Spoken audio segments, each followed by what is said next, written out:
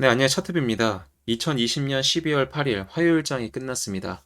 네, 오늘은 코스피 기준 마이너스 1.62%가 하락이 좀 나왔고, 코스닥 같은 경우에는 마이너스 2.16%의 하락이 발생하였습니다.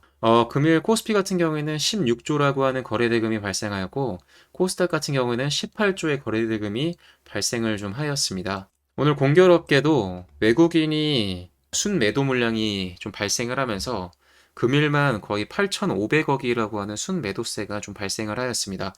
기관도 합세해서 거의 뭐 1조가 넘는 순매도 물량이 발생을 하였고요.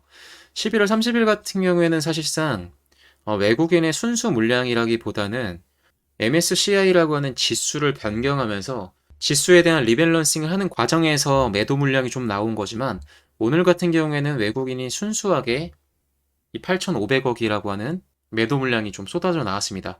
성격이 좀 다르다라고 볼 수 있고요. 지금 공교롭게도 오늘 코스피 일봉상 기준을 봤을 때 변곡점이 발생하여서 하락 추세가 좀 이어질 가능성이 오늘 좀 크게 열렸습니다. 사실 그 전에도 음봉이 나올 때는 뭐 상승 추세일 때는 사실상 뭐 조금씩 올라가다가도 변동성이 크게 확대된 만큼 음봉 자체가 크게 이루어지는 것을 볼 수 있습니다. 지금 뭐 떨어질 때마다 뭐 굉장히 크게 떨어졌는데 오늘을 기점으로 하락 추세가 더 이어지지 않기를 바라지만 공교롭게도 이번 주 목요일 날에는 선물 옵션도 만기일입니다. 그래서 옵션 같은 경우에는 매월 뭐 둘째 주 목요일 날 옵션에 대한 만기일이 이루어지지만 선물 같은 경우에는 3월, 6월, 9월, 12월 이 분기별로 이 선물 옵션이 만기가 되는 옵션 만기일이라고 하는 게 존재를 합니다. 간단하게 말씀드리면 옵션 같은 경우에는 상승이라는 방향성에 투자를 하는 콜옵션이라고 하는 게 있고 떨어질 거에 투자를 하는 풋옵션이라고 하는 게 존재합니다. 그래서 목요일 날 만기일이 딱 이뤄지면 뭐 매수나 매도가 새로운 이 계약 자체가 많이 생길 수 있기 때문에 변동성이 굉장히 큰 하루고요.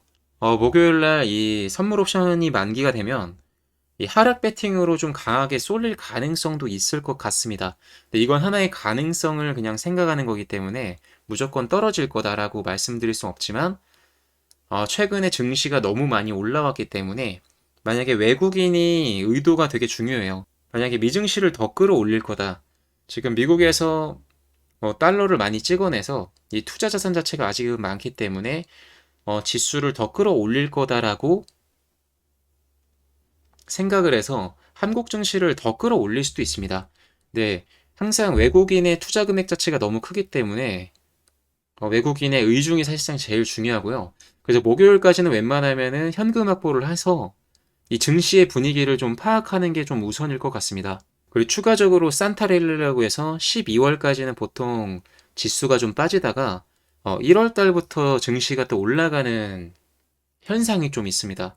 이번에는 해석을 어떻게 해야 될지 모르겠지만 이번 연도에도 12월 달에 예를 들어 산타랠리처럼 미리 빠지고 1월 달에 올라간다라고 가정했을 때 이번 주 목요일 날 선물 옵션까지는 이 증시 분위기가 어떻게 흘러갈지를 한번 체크를 해보시는 게 좋을 것 같습니다.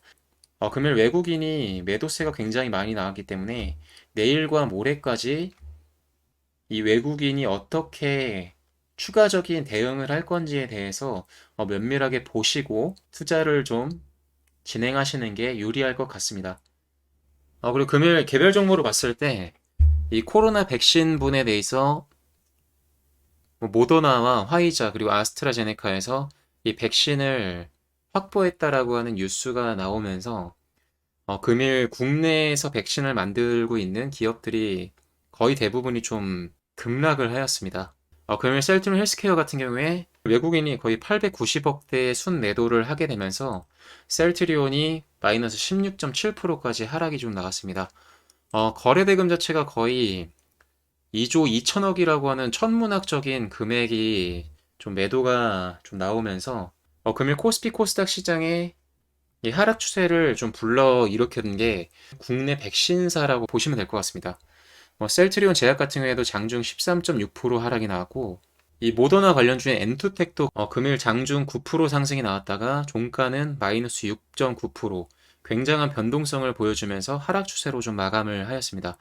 제넥신 같은 경우에도 장중에 14%까지 하락이 나왔고요. 셀트리온에 비해서 거래량이 그렇게 많은 건 아니지만 전일 상한가 부근까지 올라갔던 종근당 바이오도 금일 12.7% 하락 추세가 좀 나오면서 전체적인 국내 백신주의 이 하락 추세를 좀 더 강하게 이끈 모습이 보입니다.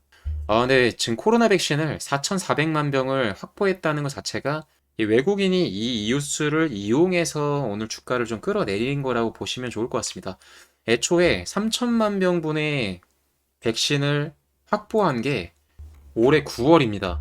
9월이고 이 셀트리온과 종근당에서 백신을 개발하고 있다라는 이 기대 심리를 이끈 이후에 사실상 추가 백신에 대한 확보 뉴스로 이렇게 급락을 시켰다는 거는 사실상 어느 정도 예견된 시나리오라고 보시면 될 것 같습니다. 결과적으로 현재 이 코로나 관련 섹터들로 사실 말도 안 되는 주가 상승이 좀 이루어지고 있는 모습들이 많이 보여주고 있습니다. 지금도 아직도 거품이 좀 강한 종목들이 많고요. 그래서 백신이 실제로 투여가 되고 어느 정도 이 재료가 소멸이 될 때는 증시는 언젠가 무너질 수밖에 없습니다. 결과적으로 너무 기대 심리로만 올라가는 종목들보다는 기대 심리와 함께 실제로 실적이 받쳐줄 수 있는 섹터를 좀 찾아보시는 게 더 유리할 것 같습니다. 오늘의 영상은 여기서 마치도록 하겠습니다. 시청해주셔서 감사합니다.